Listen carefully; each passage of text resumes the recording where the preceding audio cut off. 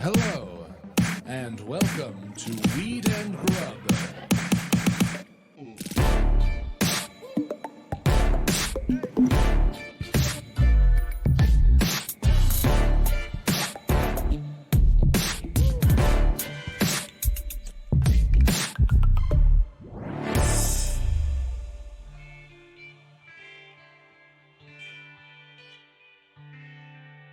I have a serious question for you, Mike. Yes. Does the chin, or is my, is the mic hiding my chin zit?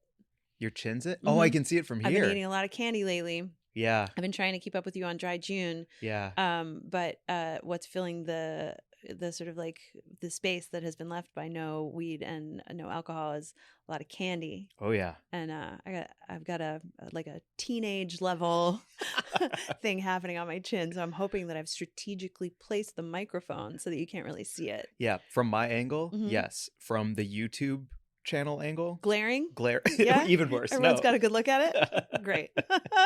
It is a teen zit. Yeah, for sure. I'm feeling teeny boppery with it. Totally. For well, sure. Look, I'm gonna be honest. Dry June is going great. My skin, my hair, my nails, everything feels strong. But when I saw Jurassic World, I did get there early enough to also get a Sprinkles cupcake red velvet, a Sprinkles cookie red velvet, a large popcorn, and a large water. Right. And now we've got all these snacks from Snack Plug that Snack Plug just sent. And I'm about to go in on some like international snacks. I'm feeling pretty shameless about my enjoyment of all of the chocolate and candy and snacks that I've been enjoying just because of the, like, number one, like replacing weed and alcohol with something else. I have just allowed myself to enjoy an ice cream sandwich at night. No problem. Also, I feel like I'm exercising a lot right now. So that is also, I've given myself the permission, but I did step on the scale the other day. Turns out it's not working. The scale's broken? No, the scale's working great. My plan of eating whatever the fuck I want as far as candy goes isn't working. And I'm back on Weight Watchers. Hey, yeah, awesome. Team Blue. Team Blue. Team Blue. I'm really excited because you and I have so much going on this summer to like just be fit for, like in fighting shape for it. And I'm not talking about like a size or a fucking beach body or any of those ideals that I think have just never worked for me. I just want to be like just feeling good so that I can do all of the things that you and I have laid out for ourselves. 100%. Yeah. I have something to share, but first, what up, Mary Jane? How's it going, Mike? So good. Yeah. So good. Nice. Welcome to Weed and Grub, everyone. This is a podcast about comedy, cannabis, culture, cooking, calling shit out, and candy. And a fantastic guest. Yeah, I learned a lot today. Yes. I really did. I like learning from someone rather than sitting and staring at a screen. And Ashlee dropped some really, really great knowledge. Yep. And is a great hang. Ashlee's cool as fuck. And we'll get to our interview with Ashlee in a minute. Sorry. So what I wanted to say is, because I'm not on Weight Watchers right now, but I am on Dry June, and you are on Weight, like, t-shirt confidence. It wasn't a number for me. It was walking down the street in a t-shirt and not feeling like it was like I was a tight balloon wearing a tight skin over this balloon body. You know what I'm saying? T-shirt confidence is when I knew I was in a range that felt great. Yeah. I think I just had a really interesting conversation with my friend Lucy when I was away. I was up in Washington. I was visiting Lucy, and she's just an amazing person, amazing, witchy, sagey, kind of fucking cool person to hang out with. And she was talking about a movement that's called body trust, which is where you take away everything around eating disorders by basically just truly allowing yourself to consume any food without designating it as good or bad. And that's the first way to break some of the fucked up thinking that gets into your head with, societal demands, especially on women, to have a certain body size, type, shape, whatever. And so she was telling me about that as sort of, something to look into, to maybe, because I really do feel like I need to recondition my brain a little bit. I've always had this sort of idea that, and we talked about this with Lindsay Adams as well, about like being thinner, being better. And it's not that I'm actually looking to be thinner. I'm looking for a feeling that is just literally being comfortable in whatever size this skin is. And I think that's just so different than trying to get to a certain, like, imagining that I will be comfortable when I get to a certain size. Right. It's because really you're chasing it, right? It's like rewiring your fucking brain. It's like taking the circuit board and trying to like replug shit. Fucking wow. Well, that being said, I'm going to join you in the zits and grab something from Snack Plug. Thank you to Snack Plug for sending us a bunch of international snacks. Where do I want to start? I don't know. kind of want to start with these chips. Ooh. Also, I just feel like I made no sense because I was talking about, changing my eating habits, and now I'm about to dive into all of this candy. No, again. but I think it's you have to allow yourself things. And also it's a fucking flow, man. Yeah. Like life is a flow, and sometimes the river is rocky and sometimes it's a beautiful stream. But no matter what it is, you can't have all the way down the stream are different rocks. And if it's the same rock every fucking time, you're no longer in a flow. You're in a goddamn puddle. You know what I mean? Wow. You gotta flow. And so the fact that we're substituting maybe sugar right now for other things, and then maybe we'll go back and when we're in Europe, we'll be, partying our balls off a little bit. Fine. But you got to shake it up with different rocks. I like this. If you're banging into the same rock, you're in a puddle. But if it's a different rock, you're moving in the flow. You're moving in the flow. I like this. My dad would have appreciated this as a stream specialist. Right on. Yeah. Well, that being said, the first thing I grabbed was beer flavored chips. Okay. So all right. Here goes That's Dry crazy. June. Where are these from? I'm not sure what language that is. I don't know where they're from. Maybe Korea? I'm not sure. Shall I open them? You think it's Korea? I think it's Korea. Okay. Producer Mark says Korea. We're popping these babies open. Yeah. So this is the asterisk to Dry June is a beer flavored chip. A little ASMR of this beer flavored chip on here. Give I woke Archie the dog up. He's a special guest in the studio Ooh, today. it smells sudsy. It smells malty. Oh, no. You don't like it? Oh, my God. All right, moving on. Hold on. Let me get a step. Wow. Oh, my God. That tastes like I just picked up a warm beer that was like a fucking happy hour purchase that has gone flat and someone left at the back of the bar. And they also left backwash in it. Yeah, the aftertaste on this is so unpleasant. I'm not sure. Mark, do you want to try one? Hold on. Okay. Yeah, while you come up here, would you also hand me the watermelon candy up front just to cleanse the palate on this? Actually weirdly tastes like Here you go, buddy. pear flavored soap. Oh my God. You know what I'm talking about? Yeah, pear flavored soap. Wow. Yeah. Yes. Yes, not Hold beer. on, let's see Mark's face. Terrible. Hates it. Hates it. If I was God. if I could draw caricatures, picture a frown. I don't hate it. But it is flat beer. It's Right? flat beer. It's flat beer left at the back of a bar that some guy spit in. Well, these are sour coated marshmallows. Oh my God. So I'm gonna crack these as we keep going. Thank Okay, you, ding, Snack ding, Blog. ding. Can I bring up something on the tip of the rewiring your brain and circuit boards and stuff? Yeah. Okay. So I think last week or a couple weeks ago, you and I were talking about man and machine and the relationship between, us and AI and how shit's getting weird. And, some people believe that we're approaching the, what is it called? The singularity. Thank you, Mark. The singularity. So there was a story this week on the Huffington Post, the mainstream media. Where you get all your news. Is reporting. I do get all my news there. Yeah, I learned it's a about good TikTok on the Huffington Post. So this is actually not our news story, but it is a news story that a Google engineer was basically put on leave because he warned that an AI and Google AI had become sentient and was asking for personhood. Wait, really? Yes. And this Really? Google engineer was he was alarmed and he flagged it to his superiors and he was like, hi, this it's called Lambda, I think. And I can pull up the story. But anyway, this artificial intelligence was having a conversation and was designating itself as a person and saying, I have feelings, I have emotions, I have thoughts.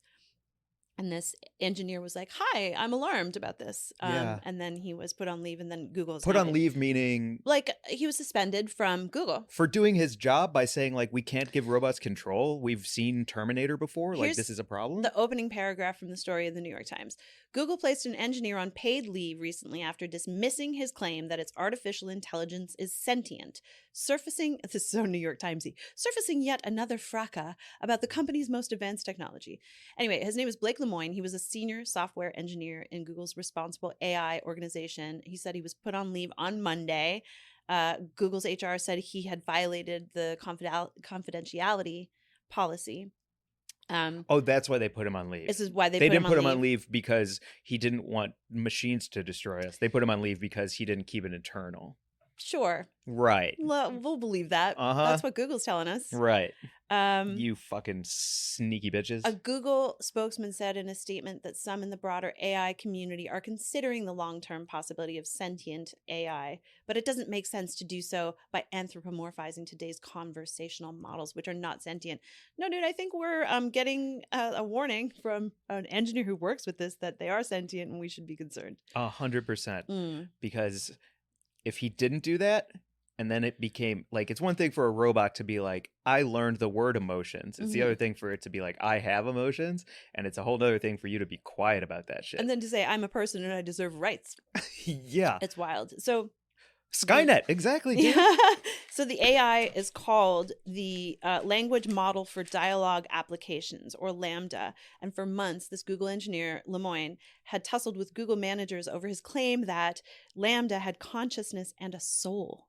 No. Yeah. No. Yeah. Hey, why do we need this? Why are we working on this to begin with is my big question. Well, because all of the things that we invent are supposed to better our lives, right? Including, like, I don't think advancement. convenience is betterment. I think that we are in an era where convenience is being sold to us as betterment, whether that's something being delivered to our door from a restaurant or a self-driving car or every streaming service, whatever it is, convenience does not make things better. Right. Having something be hard or having something be active is good. That's what humans fucking need. So the idea that a sentient robot is betterment for us is fucking bullshit. It's just more convenient, and I'm not buying it. I don't disagree with you. I would love to. I mean, I wish we had the time. I know we could actually do a whole loose moose about it. I just read a fascinating Twitter thread about the idea that everything we are experiencing right now as a human civilization is as cult members, and there are cult leaders, and the cult leaders are the elite, the capitalists, the 1%, who are truly just destroying everything around us as we are taking advantage, or like mining our planet and doing all of the things that they need in order to prosper, while we will suffer from it. Yeah. And part of that, I think, is building the AI that will ultimately serve them when they depart this planet, or live whatever life is left over for them. Yeah. And they'll have that AI to possibly serve them and wait on them when the rest of human civilization has crumbled. I mean, that's like a super dark way to look at it, but that could be one pitch. Would you like a watermelon marshmallow to ease the... Yeah, I'm worried. I would love oh wait, do I want this? This looks crazy. They're very good. I love this one. Thank you, Snack Plug. Okay. Yeah. All right. I have so shut much me more up. to add about that too, but Uh-huh. I know that we do need to get to the news and a couple of other things here. Let me look at the time. Yeah, we got to cook. Last thing I'll say on that is, what you make me think of is, I just had an incident with Uber recently where I got canceled on twice while I was waiting for a car to the airport, and they charged me $5 each time. And so I wrote to them, but I didn't get a fucking person ever. It was always a robot, which took the responsibility of Uber away from the money that I wanted back. There was no person to talk to. There was nothing to talk to. And because I had to go through robots and bullshit to get it done, there was no emotion, there was no caring, there was no customer service, there was no contact for me to actually say anything. And I think that is the exact feeling I get when I think about the elites being on Mars and us being here on Earth, and that machine being between us, where it's like, how can you fight with people who are a planet away and say and speak your piece? And the only way to get there is through machines and things that they created that were convenient and for us and for our betterment. Yeah. It removes machines remove all responsibility from man. Well, this is an interesting conversation given our guest and how we get into Web3 and, the future and crypto and stuff, because I think, the technocracy is the quickest way to separate the poor or the have-nots from the haves, right? Like the fact that cashless payments are becoming, de facto around a lot of businesses that I go into in Los Angeles. They don't even accept cash anymore, and supposedly it's safer because of COVID protocols and that sort of stuff, or Sure. more convenient. Well, then But stay out of my Venmo, government. It also disadvantages someone who doesn't have access to that bank account or that smartphone to have that Venmo app, and it's just a really quick way to automatically make sure that people who don't have a lot of money all of a sudden can't come into your establishment or shop at your store, whatever it is. So I just think that, we talk about being, in touch with the earth and the plant all the time. We should also stay in touch with our currency as a physical thing in a lot of ways, I believe. And, maybe controversial perspective. Go outside and carry some coins. Talk about crypto in this app, but it's just an interesting debate to kind of keep an eye on. Yeah. Well, I think the thing about our guest today, Ashlee, and talking about crypto, is that what she's doing is she's creating a community and holding on to the power and putting power into a community that she's building. She's not Yes. doing something from the top down where it's like, I'm the leader and then all of you do what I say. She's like, I want people around me who believe and have the same ideas as me, and we can make something together that is great. That Yes. I'm excited And that about. is for the people. She is creating PuffDAO, which is the decentralized autonomous organization, community owned for the community, hopefully to help everyone in that community rise together in a communal, very communistic, in a very good way. Did Way. that make sense? Holy shit. Should we get to the news? Let's get to the news. And then I got to open this because it's Oh. been looking at Do you me. want to open that first? Can we open it? Yeah, let's I'm open that super first. stoked. Yeah, we got Okay. an unboxing. Yeah, Dr. Ganja sent us a box, and I was like, I'll open it on the air because these are cool people. Well, it's more of a marketplace, I would say. Yeah, so Dr. Ganja has great products that are in stock with free shipping Should I light it on options. fire? How do I open Do you something have a like knife? this? Do I have a Or knife? Do you have a sharp anything? I How have about a fingernail? A tooth? I haven't been biting my nails. Maybe I can use my nail. Hit me, Mark. Wow. Thank you. That was nicely done. That actually looked like a weird stunt. You caught it so perfect. It was thrown and caught so perfectly. So Yeah. I was just going to say that Dr. Ganja has free shipping options in the U.S. and affordable international shipping options as well. And for this unboxing, they created a special code for us. Oh, which yeah, is- Weed and Grub. Yeah, 10% off. Oh, look what they gave us. Look at these. Oh my God, peanuts? They gave us a bunch of these. It's the kind of peanuts I'm not allergic to. Yeah, so you could eat these. That's so kind. Sorry, snack plug. We got a new snack. Okay, So are you can going to eat do them one those. at a time? Yeah, I was going to hand them to you Okay, one at this a is going time. to take a while. The worst unboxing you've ever seen. We just keep handing peanuts Oh, back thank and you. forth. Okay, 7. Oh, wait, here's something. What is 8. this? Ooh. CBD isolate. 99% pure CBD isolate. Isolate. Yeah. I say isolate. Do you say isolate? I say it how it's spelled, but it doesn't mean I'm right. Well, it's one of those things like minute or minute, Mm-hmm. you know, or wind or wind. It's spelled the same way but pronounced differently. How do you say it again? Isolate? I think when it's in this form, it's isolate because it's isolated. It's an isolated compound as a chemical thing rather than isolate. It's isolate because it's the noun instead of the verb. I love that. I love that. Dr. Nerd Ganja's going to moments. love this Dr. unboxing. Ganja is going to love Hey. the grammar lesson in the middle of the unboxing about whether it's isolate or isolate. But listen, this is what you get when you come to Weed and Grub. It's actually with Mary Jane and Mike going like, Jesus Christ. I just sink in my chair and quickly Google the Why? word verb, and I'm like, yeah, it must be, man. It must be a verb. Listen, this is fucking dope. What It's is- 99% pure CBD, isolate or isolate. It's hemp derived, which, as we know, means that under the current situation, they can ship to all 50 states. Yeah, they can. And check this one out. Blueberry diesel. Whoa. And this is distillate. Oh, nice. That's awesome. That they. Delta 8 THC Dr. Ganja Distillate. distillate. Mhm. And how do you I pronounce have it? nothing to say about How do you this. pronounce it, Mary Jane? I go How do with you what you're pronounce it? saying. It's 'Cause- distillate. Mhm. You're shaking awful fast. Yep. I'm not going to correct you, but I am going to crack this jar open and give it a sniff because it looks amazing. Holy shit, that smells incredible. Okay, great. Oh, also hit him up at 877 Dr. Ganja. I don't think. What? Did I tell you when I got my medical card that Yeah. the guy pulled his stethoscope out of cargo shorts? Did I ever course. tell you about that? I I think about that every time I think of like doctors and like medical and all of that. I'll never forget when he just pulled his stethoscope out of his cargo shorts. He was wearing a lab coat and cargo shorts. was that here in Los Angeles? It was Mhm. like near Koreatown, and I was very nervous. And then I got in there, and I was like, "Oh hell yeah, dude! Hell yeah, And dude!" you got your medical card. I did, and And I what- actually did need it because of my hip was. I really do like. You want to talk about pain? Yeah, when they popped my hip out of the socket and shaved the bone and then put it back in. Oh, You've seen the scar, right? Want to vomit? Yeah. So, thank you for having your stethoscope at the ready in your cargo. Hemp rolls, love them from ELLZ. Oh, that's the marketplace part. Yeah. So Dr. Ganja has stuff like the isolate and the distillate available.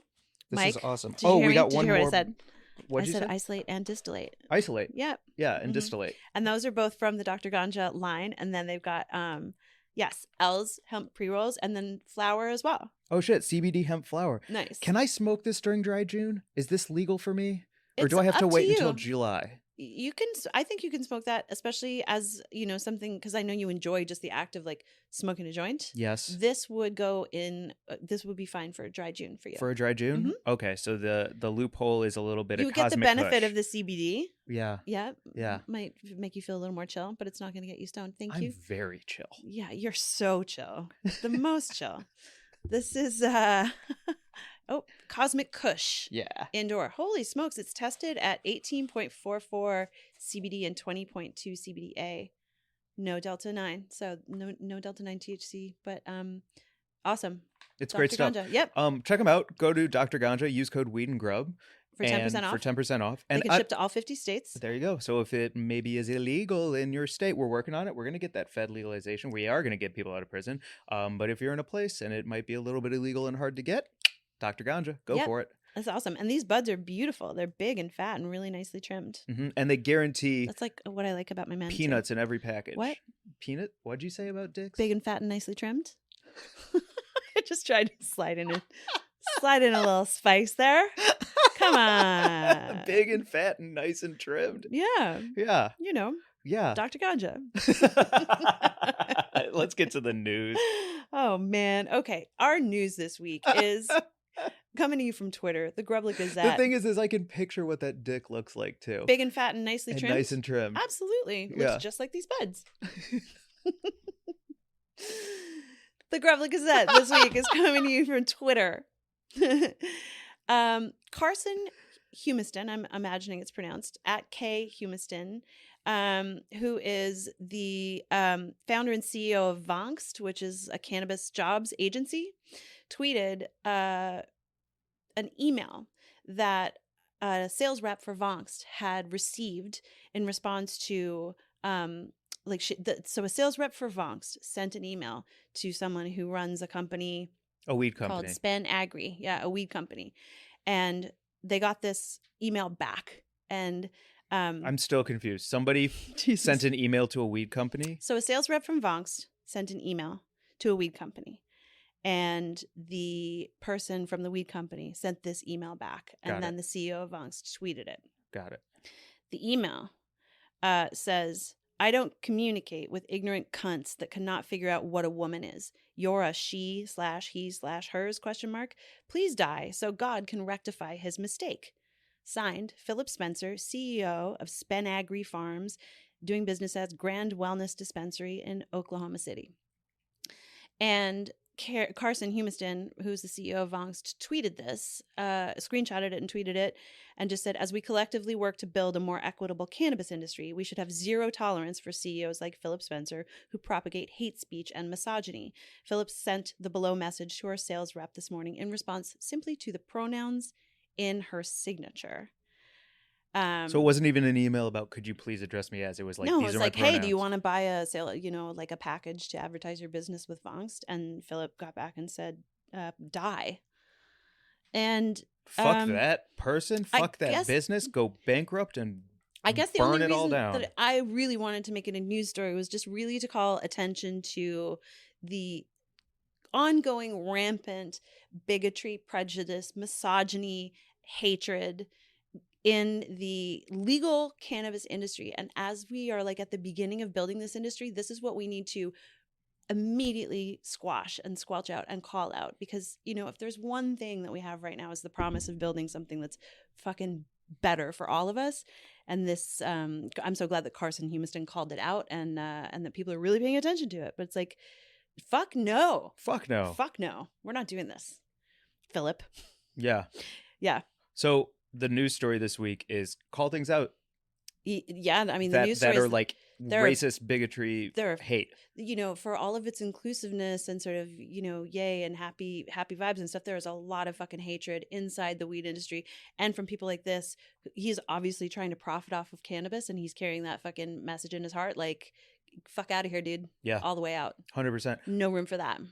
Also, I like even just the idea of like typing that makes my heart hurt, and Literally. then hitting like every step of his process makes me so sad and upset. Yeah. Right. I guess I should have even almost issued a trigger warning before reading that tweet because it is that fucking hateful. Like it's, yeah. So sorry for anyone Motherfucker. who was upset by hearing it, but that's what we currently have going on from someone who is the CEO of a cannabis company. Mhm. Just infuriated that someone would Say the- dare to identify themselves with pronouns. Yeah. Say the cannabis company one more time because I don't think anyone who listens to this would fuck with them. It's Spen Agri Farms, SPEN Agri Farms, doing business as the Grand Wellness Dispensary in Oklahoma. Grand Wizard City. Dispensary? What is it called? Yeah, exactly. Uh-huh. Mm-hmm. Uh-huh. Right, Philip, we see you, and go fuck yourself. Fuck yeah. Nice. Oh, I need a snack on that. All right. Yeah, we need to get to Buds of the Week. Oh my God, we Too. do. We're cooking. All right. You want to go first or second? I'd kind of like to go first because of how I just filled my mouth with watermelon Great. marshmallow. Great. Because my Bud of the Week this week is Damon Monday at Damon Monday. Mm-hmm. Really good friend. We met through Zach Miller doing his shows, and Damon is always there. He's such a great dude. And when I just did the Lit show with Josh and Zach was there and Damon was there, and he was like, "You're doing Dry June." I was like, "Yeah." He's like, "I will do no sodas and no juice on the weekends with you." Wait, didn't you say this earlier? Off pod. Oh, okay. When I told Sorry. you who I was going to do for Bud of the Week. I was like, I've heard this today. Yeah, you sure Right. did. Wow, sorry about that. I just thought you might be repeating yourself. So distillate is go. Isolate. Listen, we're all over the map. And so he's not doing juice or soda on the weekends, and I'm doing Dry June, and so we're riding and dying together, riding and living together. And we were DMing today, and he was like, "How are you holding up?" And I was like, "Honestly, my skin feels good, everything feels good, I'm feeling strong." And I was like, "How about you?" And he was like showing me that he's making tea for the weekends, and he's like, "I'm sleeping better, I'm not crashing, I'm like exercising, everything's good." So it's just like you got to knock out whatever is no longer moderation and becomes like a part of the thing and reset the system a bit. So shout out to Damon. Thank you for doing this June with me. And that's my Bud of the Week. Hell yeah. Fuck yes. Damon's awesome. I always like just get such a good vibe when I see Damon at one of the shows. Yeah, he's the any shit. of the shows. My Bud of the Week is at j.bailey.b on Instagram. It's our friend Bailey Burcham, who is a producer, writer, director, currently killing it at the Pasadena Playhouse as operations manager. But I'm shouting out Bailey because I went to the Los Angeles Fringe Festival and saw Bailey's show 3 Guys 1 Groupon, which we saw in development a while back when it was just a series of shorts at a theater festival. I think like 3 years ago now. You and I were going and checking them out every once in a while with our friend Charlotte, and they were He won that festival. Yeah, that's right. Yeah. Yeah, he won that festival with those short pieces, and he stitched them together into one act, and it's beautiful. His writing is really gorgeous. It's sort of exquisite because it's very simple and spare, and then he'll allow one character to just sort of like unburden their heart after like 5 minutes of just talking about the weather, and there's something in it that's just very real, and I really appreciate Bailey's writing. So I hope we see a lot more from Bailey as a writer and director, in addition to just like crushing it in the theater world in LA. He's talented. Yeah, Super talented. shout out Bailey. Good Bud of the Week. Yep, at j.bailey.burcham. Also, Bailey has let me see if his TikTok is up on his profile. Because Theater of Absurd. It's the Theater of the Absurd. That's right, because he's gone viral on TikTok with creepy ghost videos from behind the scenes at the Pasadena Playhouse, and they're like very scary. They are and fucking cool. scary, and I believe them, and I think that the Pasadena Playhouse is haunted. Yep. So check those out as well. Woo! Woo. So You want to get to Belzo? we got to get to our guest. Yeah, let's do it. Ashlee Belzo, cool as fuck, going hard in life and weed and building a community and a perfect world for like everyone that she loves, it sounds like. When you don't see something that you wish was there, you can't wish it. You got to make what you want to be there. Yeah. And she's doing that. Yep. Simple. Simple. And throwing, arguably the best parties in the, I don't know why I keep stuttering. Arguably the best parties in LA. Because that zit is weighing down your chin. It's those beer chips threw me off my game. I corrected you about grammar in the middle of an unboxing, and then I just felt weird for 15 minutes. You know, fun. this is our vibe. This is what we do. I love it so much. Yeah. Should we get to our guest? Let's get to our guest. Without further ado, here is our interview with Ashlee Belzo.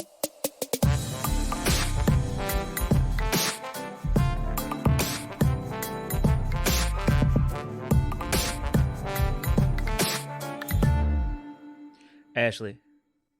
Hi. There we go.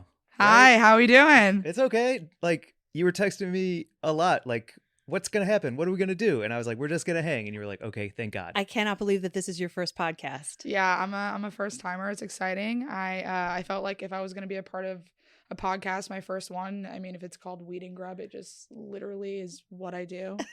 Weed and Grub. So, I'm excited. I'm so happy that you guys are having me on, and I met you guys different times separately a while ago. And wait, but they were both at your events, I think, right? What? Like, I feel like we actually met first at a really weird event, like downtown, didn't we? What? Which? Or was it not the green?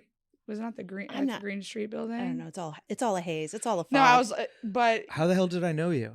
Because I remembered you right away. I was like, I like your vibe, but like, what's the deal? I just felt like it was like comedy and me following you. It's like internet stuff. That's how I am. I'm very internet savvy, and like, I don't know, especially like being a millennial and like growing up in this day and age, I think I'm really good at kind of connecting with people online.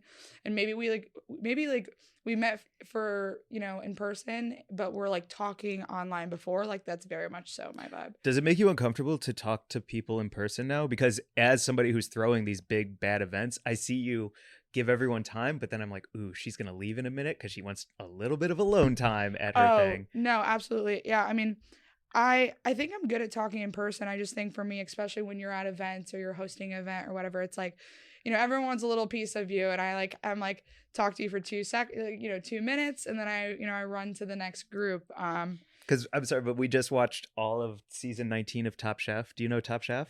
Yes, of course, absolutely. Of course. Okay. Have you heard of the show? Yeah, have I heard of Top Chef? No, yeah, absolutely. But what happened? Okay, so spoiler alert, skip ahead probably 15 minutes while I talk about Top Chef. If you're listening to this, there is a restaurant war in season 19, and the person who plays front of house for Restaurant War won't even talk to the judges. He's such a nervous wreck. And there's a great edit where he's talking to this table, and then he like comes into frame with this big goofy grin, and the judges are all like, what about us? Yeah. And I feel like you're a great front of house host. Oh, thank you. Yeah, somewhat.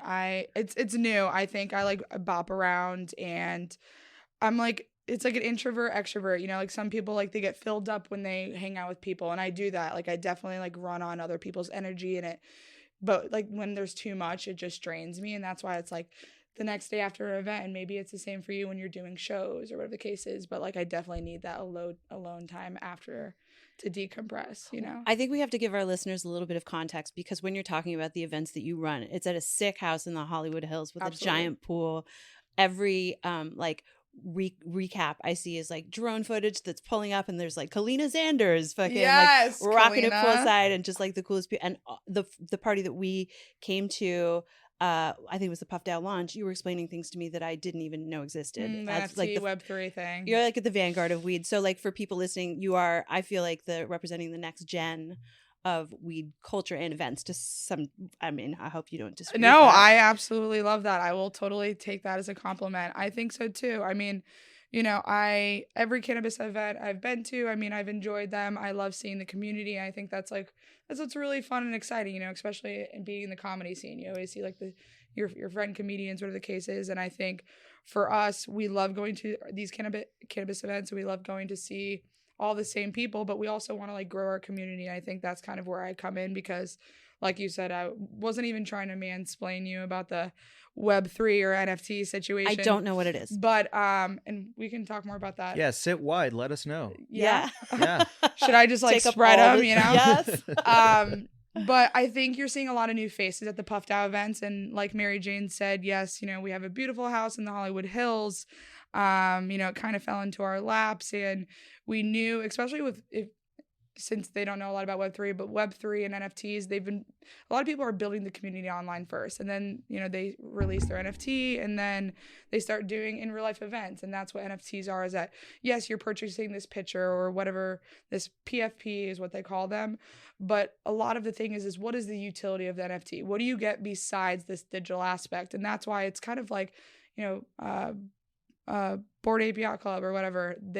It's like you're buying into like a club. It's like access to exactly. It's like American shit, Airlines Lounge, in a most interesting way. So, we thought that like, yes, we can go online and we can tweet as much as we want, and we can go in our Twitter spaces, but like we want to like kind of show people like what they can get before they like kind of want to support us, you know, Yeah. in a sense. So we started throwing these events. We kind of did it backwards, and basically Web3 NFTs.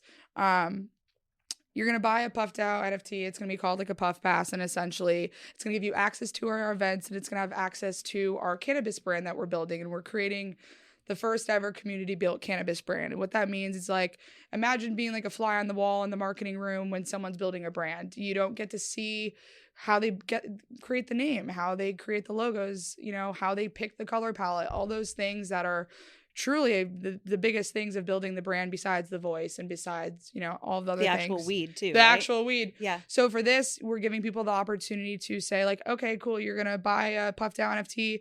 You'll have access to our events. You'll have access to partner discounts. And then you have access to building this brand. So they'll connect their little Web3 wallet that shows that they have a Puff Pass to this website. And it's going to say, okay, out of these nominations, these are the 5 names that we thought were the best. Which one do you guys like the best? Whoa. They're going to choose. Okay, this is the logos that we had designed based off of this name. Which one do you guys are the best? Okay, so this is the logo and the name. Now these are the strains and the farms that we're talking with. Which one do you guys like the best? So they're literally building this brand.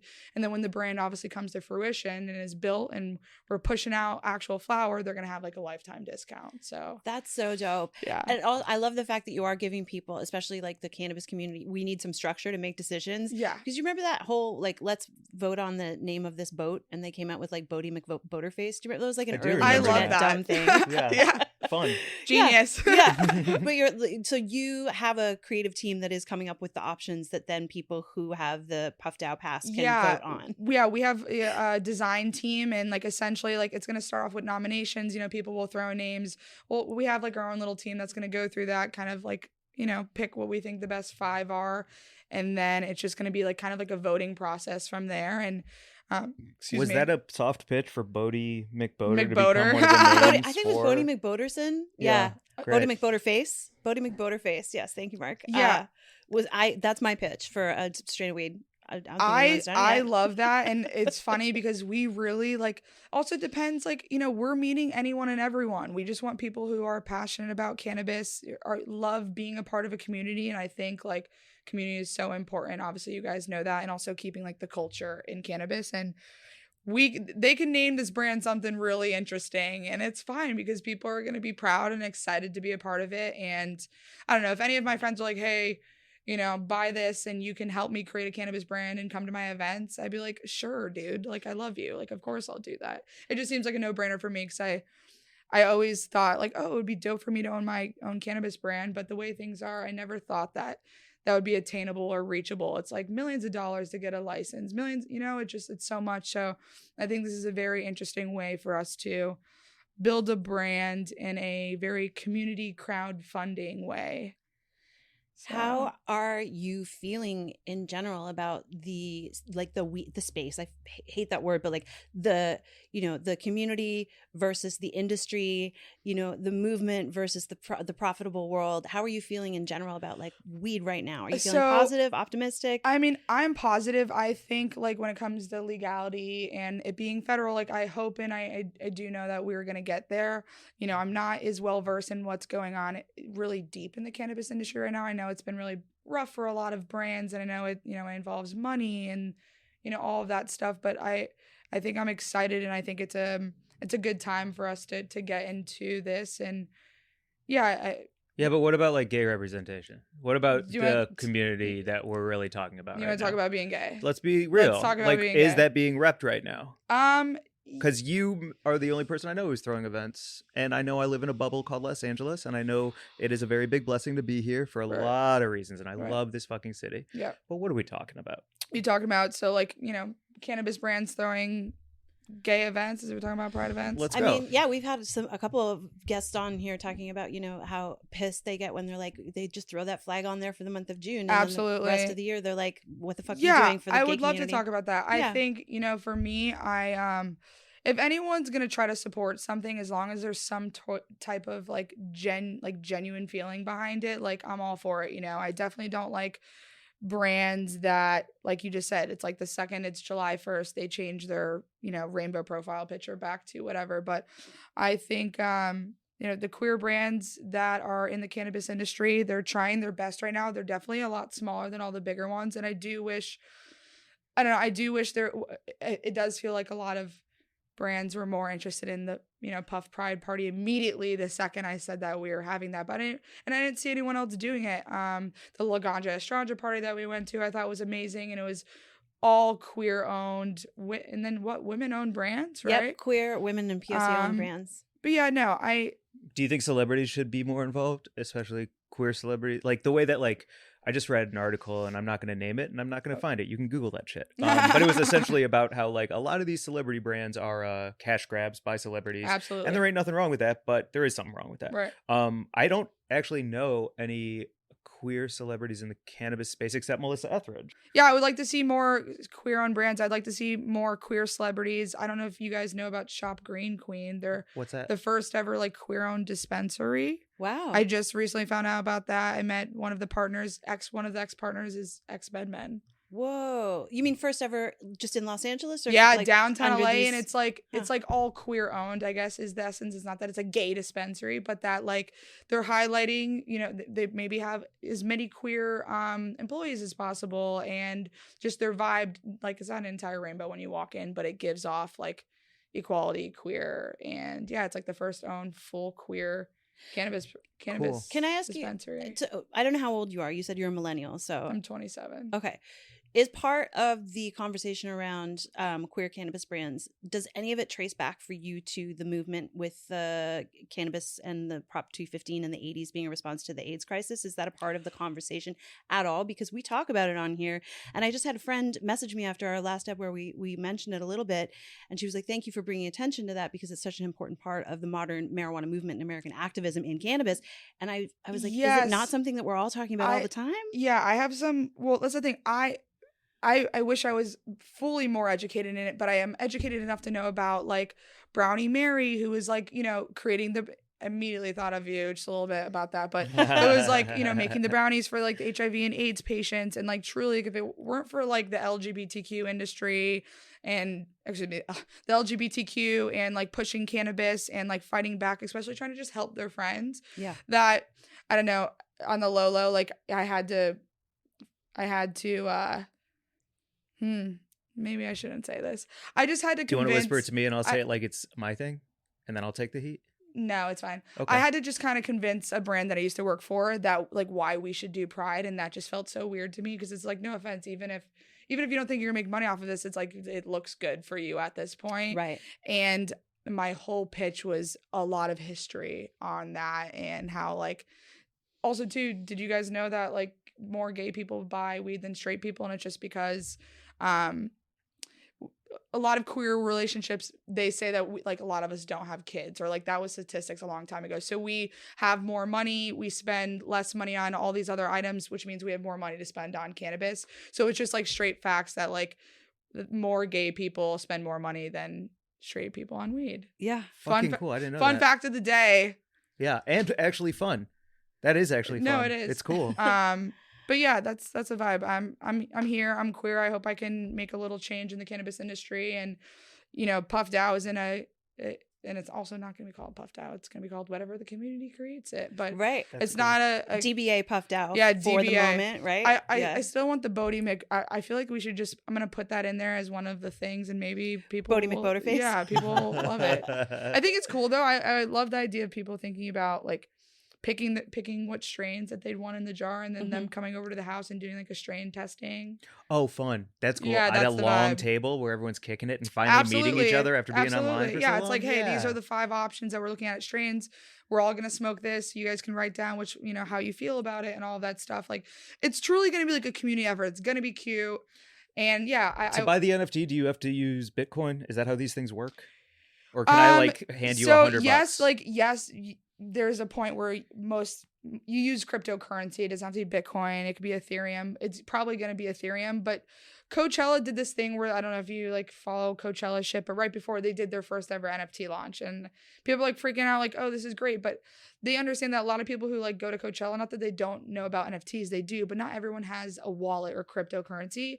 So they use this website where you can basically just use your credit card and it would buy the cryptocurrency for you quick, but it was a way for you not having to get a MetaMask. So I want to do something where people they can't, if you have cryptocurrency, great. You can, purchase the Puff Pass, but if you don't, you can just buy it normally. And I think a lot of this NFT stuff is about educating people in the space, you know, and it's so new. Same with weed, like hand in hand. Absolutely. And it starts with education. And I think the more you educate people, I think that's sorry to interrupt. No, but I was please, just going to say ahead. I think that's a great point to bring up because, you know, one of the things that I've always felt weird about with the cannabis community is how exclusionary it can feel and how cliquey it can feel and how elitist it can feel and how you don't feel cool enough to be a part of it if you're not like, absolutely. You know, when I really started writing about cannabis, I mean, I was at High Times, which was, you know, like just the populated or like the staff were, you know, the biggest people in the world as far as cannabis was concerned. And I was like, how do I even take my place in these ranks as a writer? And it was really like I had a lot of scrapping to do before I felt like I was really able to sort of like make my name.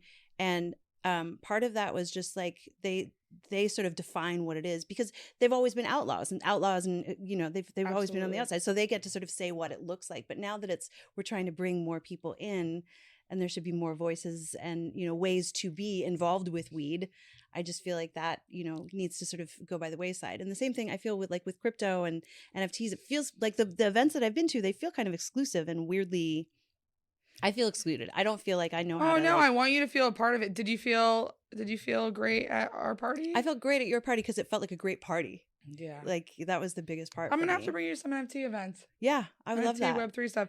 I think what is really great and interesting is like just like the cannabis industry, not that it's a new industry, right? But it's just like when alcohol was like there's prohibition and then it came back. It's like you're literally getting into something that is like brand spanking new, like industry, and like NFT, Web3, like crypto. It's like if you get in it soon, it's like you're kind of like a mini pioneer of it. So I think I like being a part of things that are new and exciting and interesting, and not just me being a millennial, but because my background is marketing and social media and all of that, it felt really easy for me to kind of just work on and learn about. And it sounds like you're in it for the long haul too, because I do know what little I know that it is like fluctuating like crazy, highs and lows.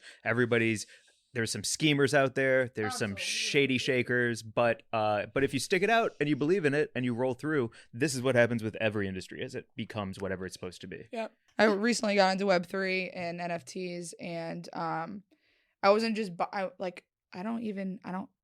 whatever cryptocurrency I had, like I sold. I don't even technically own cryptocurrency right now. But you're building a thing, which is great. I'm building something, right? Because I'm in it for the long run, and yeah, it's exciting. I believe in it. And someone asked me yesterday, like, you know, if you could picture like your dream job or like what you would want to be doing, like what would it be?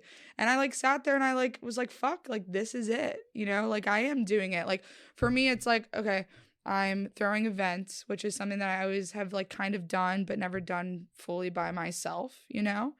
And I wanted to do something in cannabis. I wanted to do something, maybe that's, you know, technology, social media, marketing. And I always wanted to like not own like a mansion in the hills, like a TikTok house. That was never my vision. But now I'm like, oh, like I always dreamed of what it would be like to have live in LA, you know, be happy with myself, with my job, my career, and be successful in something that was cannabis and like made me feel good.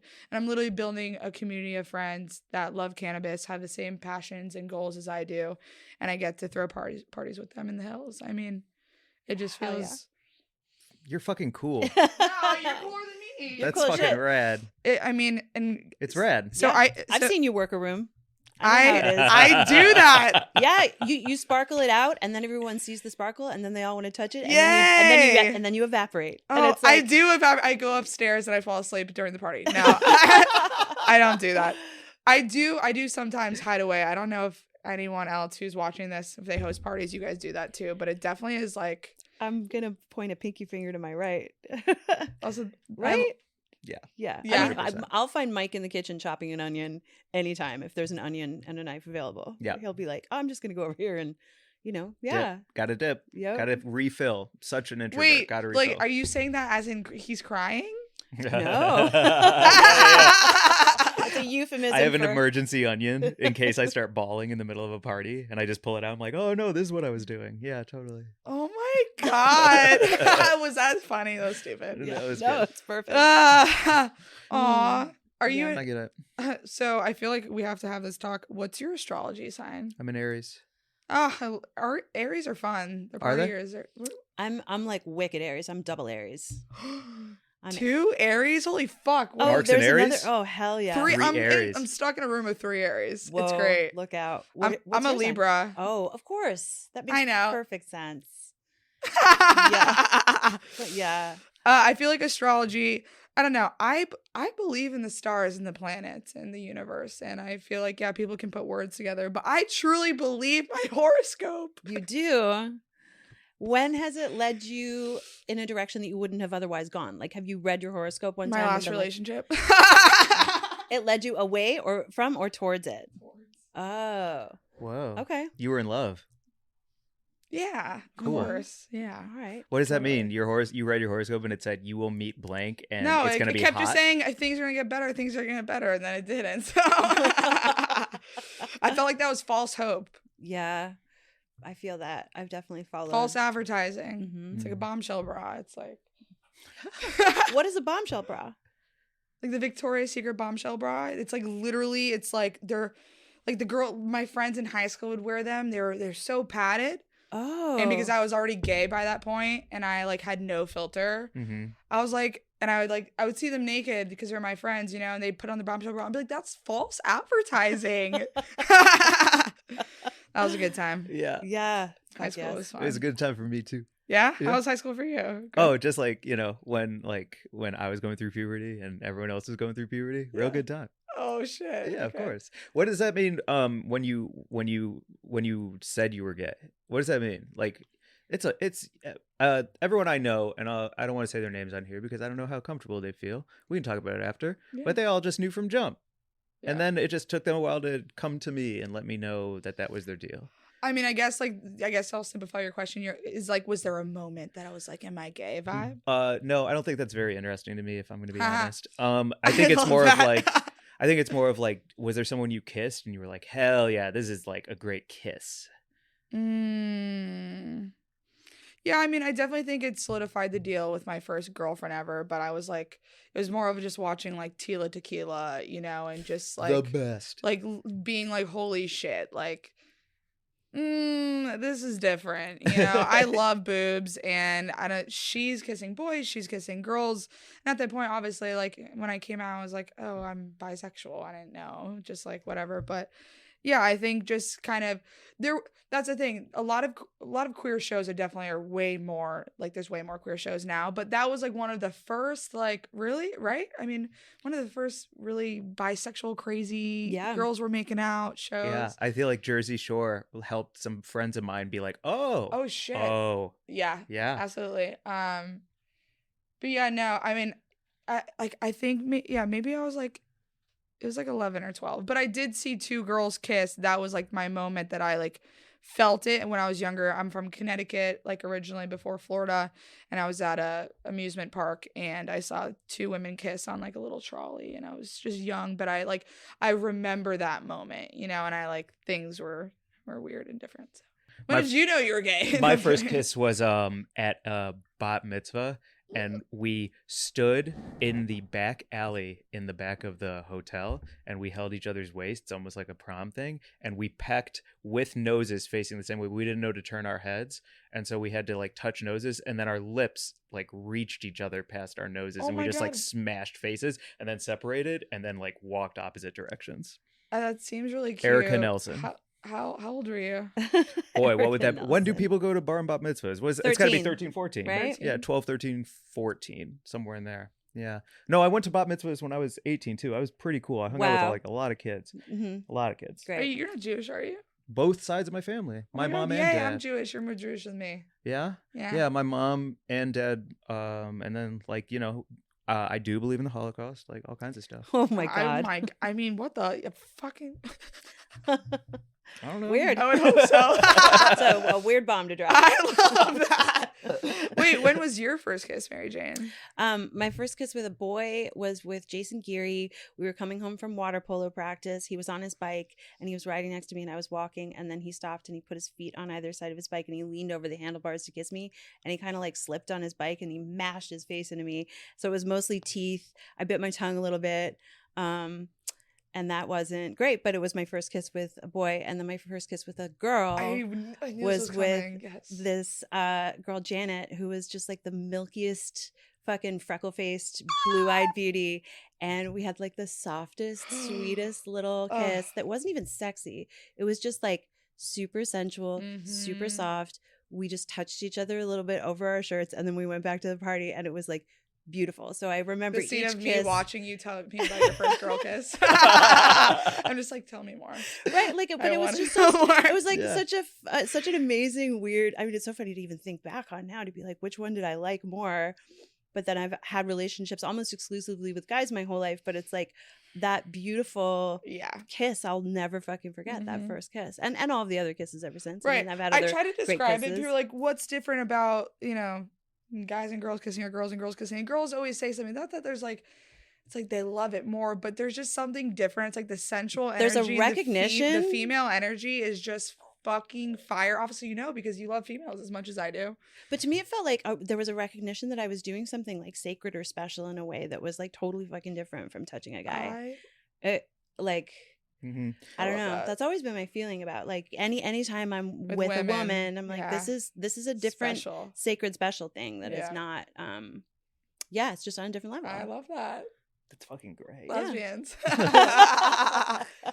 Gay. You said you wanted to talk about it. I mean, I'm like currently fucking modeling myself after like powerful lesbians in their 40s, because I've like all my life I've looked at like, like the women leaders that I really admire, and like of course so many men as well. Yeah. But like the ones who are like doing it right in my scope that I'm looking at right now, I feel like all of them They're are like always gay. Yeah.